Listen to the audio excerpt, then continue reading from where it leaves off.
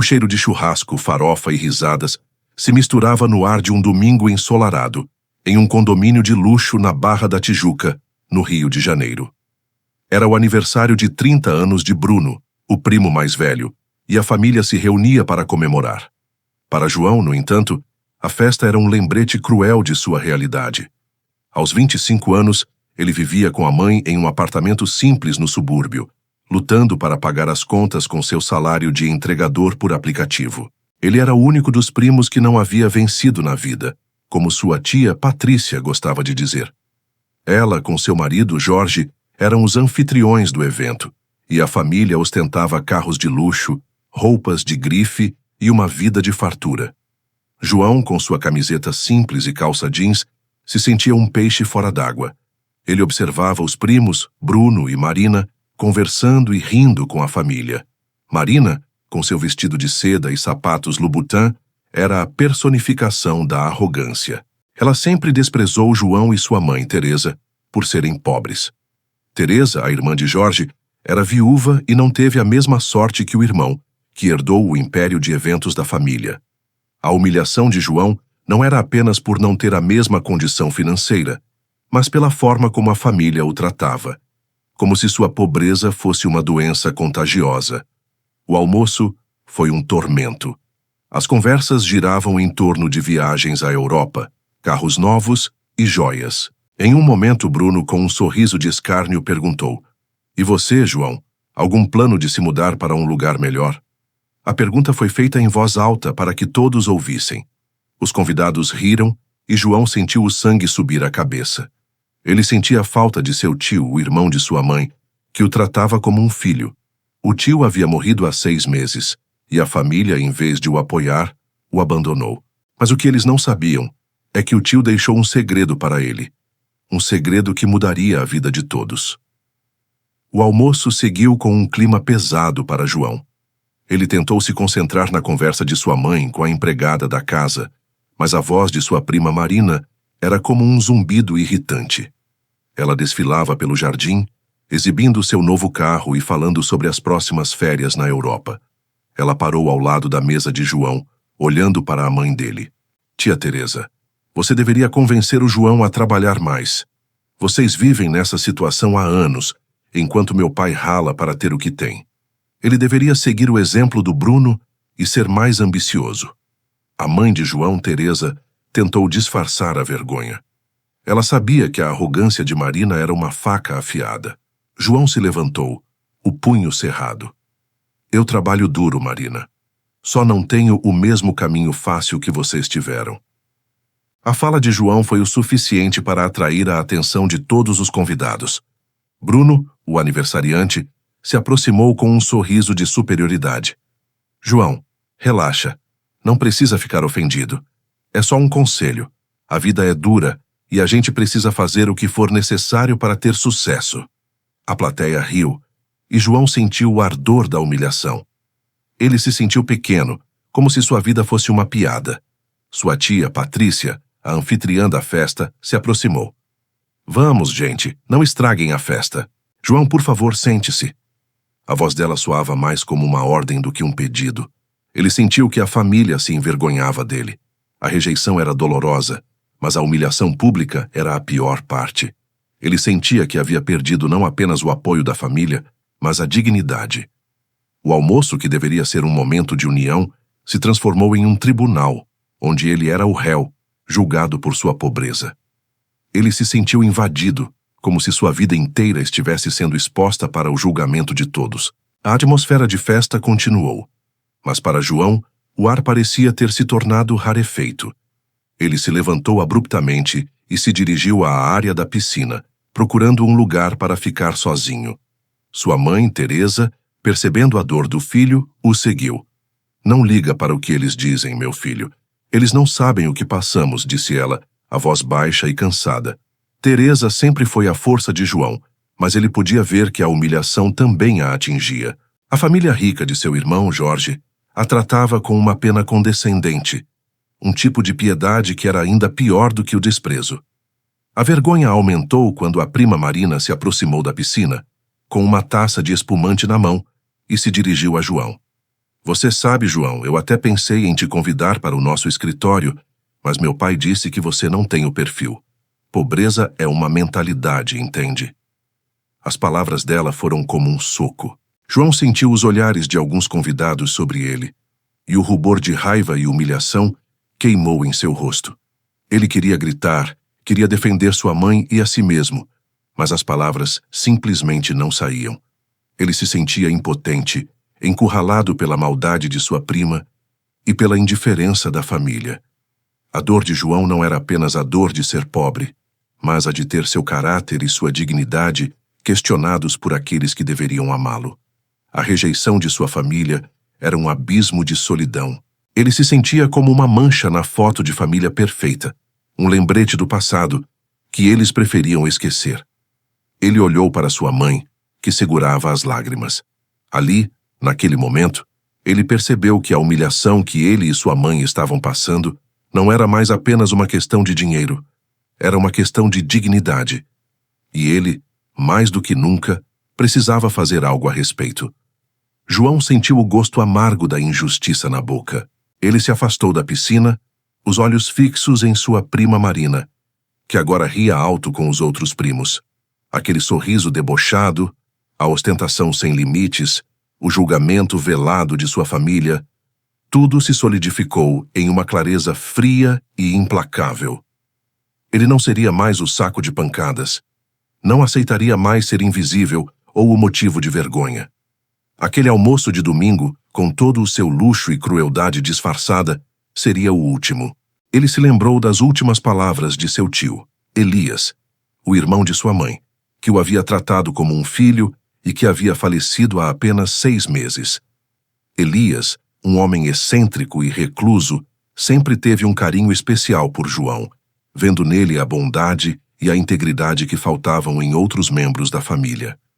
Antes de morrer, Elias o chamou para uma conversa secreta. Ele revelou que havia descoberto uma mina de esmeraldas em uma propriedade antiga da família, escondida de todos. Elias, ciente da ganância de seus irmãos e sobrinhos, não quis que sua fortuna caísse em mãos erradas. Ele deixou um mapa e uma carta selada para João, com instruções para só abri-la após 6 meses de sua morte. O prazo se esgotaria na próxima semana. João havia prometido guardar o segredo, mas agora a promessa se transformava em uma arma. Ele sacou o celular, as mãos tremendo, mas não de medo, e sim de uma nova e crescente determinação. Era a hora de agir. A hora de chorar e se lamentar havia terminado. Era a hora de revelar o segredo que mudaria tudo. Ele enviou uma mensagem a um amigo de seu tio, um advogado de confiança, que morava no Rio Grande do Sul e era o único a saber da existência da carta. Dr. Roberto, o prazo está terminando. Preciso de sua ajuda. Se você também está torcendo para que João dê a volta por cima, aproveita esse momento e se inscreve no canal. A reviravolta só está começando. O doutor. Roberto era um homem de poucas palavras e muita ação. Após a mensagem de João, ele ligou de volta em menos de 10 minutos. O quê? O prazo já? Eu achei que a família rica dele ia tentar algo contra você. Tenha certeza, eu vou estar no Rio em 2 dias. Não abra nada, não fale nada para ninguém. O resto deixa comigo. A voz firme e decidida do advogado do Rio Grande do Sul trouxe a João uma nova onda de confiança. O medo de que seus primos descobrissem o segredo do tio ou que tentassem roubar o que era dele foi substituído por uma sensação de poder. João então se afastou da festa. Ele pediu um táxi e foi para casa. No caminho, ele se sentiu invencível. Ele não era mais o pobre coitado, mas o dono de uma informação valiosa, um segredo que daria a ele o poder de mudar a vida de sua família. Ele chegou em casa, abriu o armário de sua mãe e, em um fundo falso, tirou uma pequena caixa de metal. Lá dentro estava a carta e o mapa de seu tio, Elias. A carta dizia: Meu querido sobrinho, eu sei que você e sua mãe sofreram. Eu sei que minha família nunca te deu o valor que você merece. Mas agora, com esse mapa, você terá a chance de se reerguer. Onde quer que eu esteja, eu estarei torcendo por você. Com todo o meu amor, seu tio, Elias. As lágrimas desceram pelo rosto de João, mas não eram lágrimas de dor, mas de alívio e gratidão. O tio, mesmo depois de morto, continuava a protegê-lo. Ele percebeu que a verdadeira riqueza não era o dinheiro, mas o amor e a lealdade que sua mãe e seu tio sempre tiveram por ele. Ele não queria vingança. Ele queria justiça. E com o mapa em mãos, a justiça estava prestes a ser feita. Ele, então, guardou a carta em um lugar seguro. Ele iria esperar o Dr. Roberto chegar para colocar o plano em prática. 2 dias depois, Dr. Roberto, o advogado de confiança do falecido tio Elias, chegou ao apartamento de João e Teresa, no subúrbio carioca. Ele era um homem sério, de terno impecável, que contrastava com a simplicidade do lugar. Teresa serviu um café e o Dr. Roberto, sem rodeios, pediu para ver a carta e o mapa. A cada detalhe que ele lia, a expressão de surpresa se aprofundava em seu rosto. Elias sempre foi um gênio. Deixou tudo amarrado de um jeito que ninguém pode questionar, ele disse, seus olhos brilhando com admiração. O mapa, que parecia simples, era na verdade uma obra de arte da engenharia e da cartografia, com coordenadas precisas e um plano detalhado para a exploração da mina de esmeraldas. O Dr. Roberto explicou a João que o terreno da mina, que pertencia ao tio, havia sido esquecido pela família na partilha de bens, o que significava que João, o herdeiro direto do tio, era o único proprietário. Seu tio sabia que eles iam te dar as costas, João, e ele deixou a você o maior tesouro. Agora vamos colocar as cartas na mesa, ele disse. A partir daquele momento, a vida de João mudou drasticamente. Com a ajuda do advogado, ele vendeu sua moto de entregador e, com o dinheiro, alugou um pequeno escritório no centro do Rio. Ele começou a estudar sobre geologia, exploração mineral e mercado de pedras preciosas. Ele mergulhou de cabeça em livros e pesquisas e percebeu que a sua paixão pela arquitetura, que havia abandonado, poderia ser útil na construção do projeto de mineração. Ele se sentia como se estivesse construindo uma nova vida, tijolo por tijolo. A humilhação do churrasco de domingo parecia um pesadelo distante. Aos poucos, ele foi deixando de se sentir uma vítima. Ele se sentia fortalecido, focado e determinado. Sua mãe, Teresa, o via com um brilho nos olhos. O filho que ela havia visto se encolher de vergonha, agora estava se transformando em um homem de negócios. Ele não estava buscando vingança. Ele estava buscando justiça e dignidade. O mapa de seu tio era mais do que um guia para uma fortuna. Era a sua passagem para uma nova vida. 6 meses se passaram.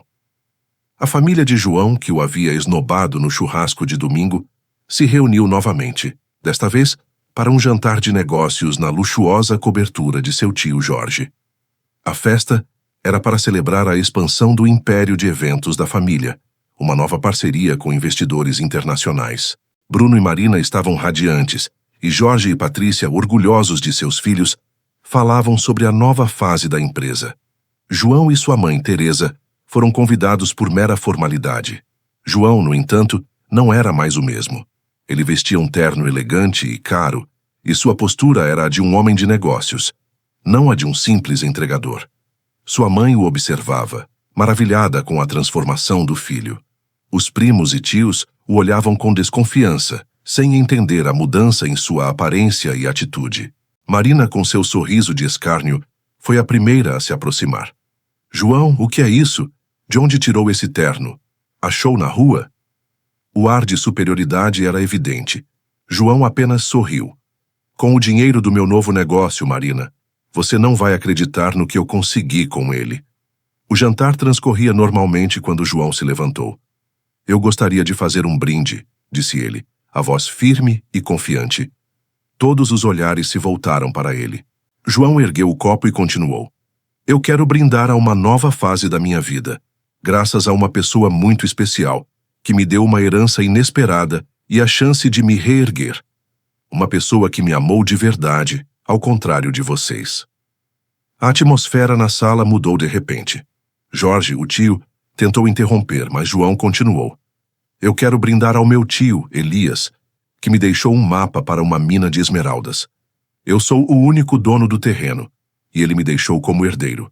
Meus primos me humilharam por ser pobre, mas eu herdei a fortuna do tio. A revelação foi como uma bomba.